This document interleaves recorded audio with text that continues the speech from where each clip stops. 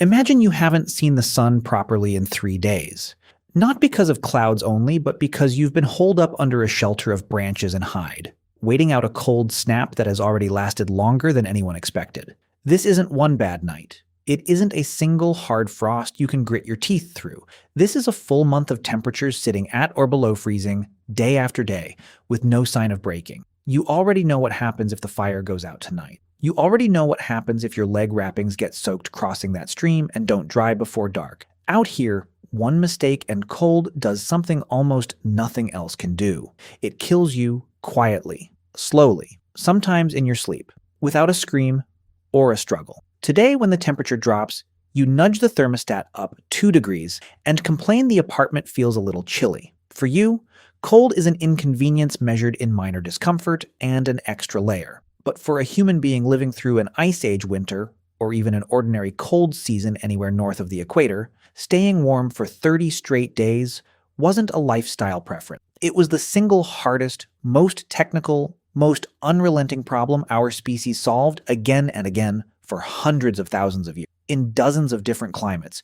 with nothing but fire, fur, and knowledge passed down by people who had already almost died finding it. And the fact that you're alive to watch this means someone, somewhere, in a cave or a tent or a pit dug into frozen ground, got it right. Let's talk about how. Cold kills faster than almost anything else in nature, and it kills in a very specific way. The human body needs to hold its core temperature within about 4 degrees of 98.6 degrees Fahrenheit. Drop below that for long enough, and your muscles stop working properly. Your judgment collapses before you even realize it's happening, and eventually your heart simply loses rhythm. Wind makes it worse. Wet skin makes it catastrophic. A person in wet clothing in a cold wind can become hypothermic in under an hour, even in temperatures that wouldn't kill a dry, sheltered person in a week. Ancient humans learned this the hard way, and the evidence shows they built their entire lives around managing it. At a rock shelter in Spain called Abric Romani, archaeologists uncovered dozens of overlapping hearths,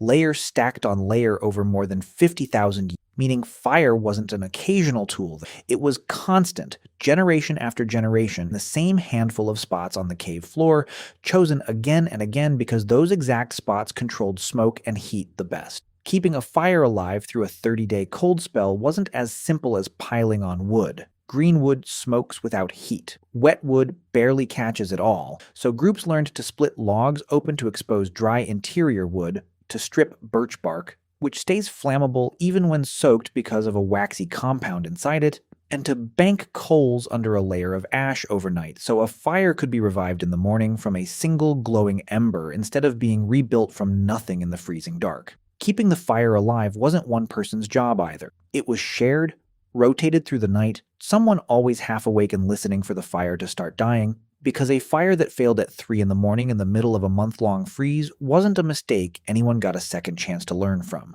But fire alone couldn't keep you warm once you stepped outside its ring of heat. And during a month-long cold stretch, you had to step outside. You had to hunt, gather firewood, check traps, find water that wasn't frozen solid. That meant clothing had to do something it hadn't always done: trap air against your skin the way fur traps air against an animal's own body, and that required a piece of technology easy to overlook because it's so small: the needle. Eyed needles carved from bone and ivory start showing up in the archaeological record around 40,000 to 50,000 years ago, fine enough to pull sinew thread through tightly fitted seam. That single invention changed everything, because a draped animal hide, no matter how thick, still lets cold air leak in at every gap. A sewn, tailored garment doesn't. At Sungir, a site in Russia dated to roughly 34,000 years ago, archaeologists found human burials covered in thousands of tiny ivory beads, arranged in patterns that only make sense if they were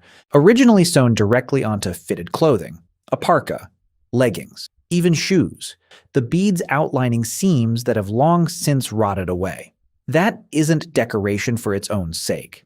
That's evidence of tailored, layered, wind-resistant clothing sophisticated enough to survive an Ice Age winter, made by people who understood exactly which parts of the body lose heat fastest and reinforced those areas first. Groups even learned which furs worked best for which job. Wolverine fur, for instance, resists frost building up from breath and sweat far better than almost any other pelt, which is why it's still used for parka hood ruffs by Arctic peoples today. a detail tested and kept for thousands of years simply because it worked. Clothing kept you alive while you moved. Shelter kept you alive while you stopped. And in a month of relentless cold, the shelter itself had to fight the ground as much as the air because bare earth pulls heat out of your body far faster than open air does. That's why so many cold climate sites show deliberate insulation layers, packed grass, moss, or bark laid down before anyone lay on the ground to sleep. Ötzi, the 5,300-year-old frozen man found in the Alps, was wearing shoes stuffed with soft grass, not for cushioning, but because trapped grass fibers hold warm air exactly the way a modern insulated boot does. At Mezhirish, in what's now Ukraine, archaeologists uncovered entire dwellings built almost 15,000 years ago out of mammoth bones, skulls and jaws stacked into a frame, tusks arched overhead, the whole structure covered in hides and packed earth. Building something like that wasn't a weekend project. It took planning, cooperation, and a reason worth all that effort. And staying alive through months of open-steppe winter, with almost no trees for wood, was exactly that reason. Inside shelters like that, people slept close together, not for comfort but out of necessity. A sleeping group radiates far more retained heat than any single body could hold on its own. And ethnographic records from cold climate societies around the world describe the same pattern again and again. Everyone packed shoulder to shoulder under shared hides, the youngest and the oldest placed in the warmest middle spots, because losing the very young or the very old to a single cold night was a loss the whole group felt. Staying warm for a month also meant eating differently, because a cold body burns calories just to stay at temperature, sometimes needing far more food than it would in mild weather purely to generate internal heat. That's why fat, not lean meat, became the prized part of any kill during a cold season. Bone marrow was cracked out and eaten first. Fatty organs were prioritized over muscle. Some groups even rendered animal fat down and stored it, effectively banking calories for the leanest, coldest stretches of the month, when fresh game might not be found for days. Fat also fueled the lamps that let people work through the long, dark hours. Carved stone lamps filled with rendered fat and a moss wick, found at sites across Ice Age Europe, giving off just enough light and warmth to sew, to nap tools, to keep hands moving instead of freezing. And a month spent mostly indoors, huddled around fire and lamplight, wasn't wasted time. It was exactly the kind of stretch where clothing got repaired, tools got resharpened, and stories got retold. Skills and warnings passed from the people who had survived the last hard winter to the people who would need to survive the next one. A month of forced closeness also did something to people that had nothing to do with survival gear at all. Being packed into a small, smoky shelter with the same 15 or 20 faces for weeks on end is, by modern standards, a recipe for going a little stir-crazy. And there's reason to think ancient groups felt exactly that pressure. Anthropologists studying present-day cold climate and desert foraging societies have noted that extended periods of enforced closeness, whether from cold, rain, or drought, tend to produce a spike in storytelling, teaching, and ritual, almost as if the group needed a structured outlet for all that shared time and simmering tension. Elders used the downtime to teach children which tracks belonged to which animal, how to test ice thickness before stepping on it, how to read a darkening sky for the next storm. None of that could be taught during a hunt when a mistake meant real danger. It had to be taught here, slowly, by firelight, over and over, until it stuck. Cold months were also when tools got made in bulk, not one at a time out of immediate need, but stockpiled, spear points, scrapers, needles, extra cord, so that when the weather finally broke, there would be no delay getting back out to hunt. Some archaeological sites show exactly this pattern, dense clusters of finished and half-finished tools concentrated in what look like winter occupation layers, far more than a group would need for a single hunt. Evidence of people using enforced downtime to prepare in advance for the moment they'd finally be able to move again. Even hunting itself didn't fully stop. It adapted. Fresh snow made animal tracks easier to read than almost any other time of year.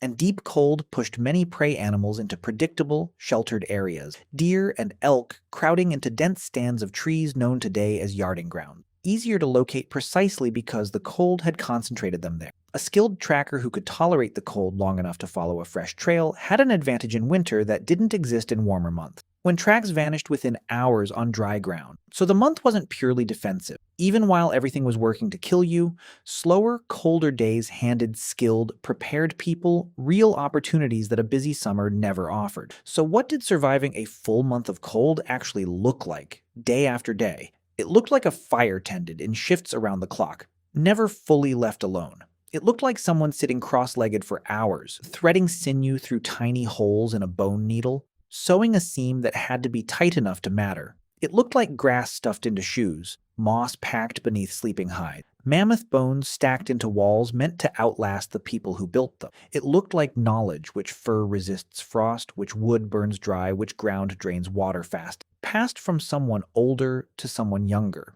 Because in a month-long freeze, there was no room to figure any of it out twice. All of that effort, all of that technology existed for one plain reason: not comfort, but survival long enough to reach the other side of winter, the thaw, the return of game, the soft ground good for tracking, the start of another year. Every stitch in a Sungir parka, every hearth stacked in that Spanish rock shelter, every mammoth bone wall at Mejerish was a bet against the cold, made by people who had watched others lose that bet and were determined not to. And they won often enough, for long enough across Ice Age Europe, glacial Siberia, and cold highland Africa, that their descendants eventually spread into nearly every climate on Earth, warm and freezing. So the next time a cold month rolls around and you turn up the heat without a second thought, remember that the ease of doing that is the end result of 100,000 years of people who couldn't, who had to outthink the cold with fire, fur, bone needles, and each other, 1 month at a time.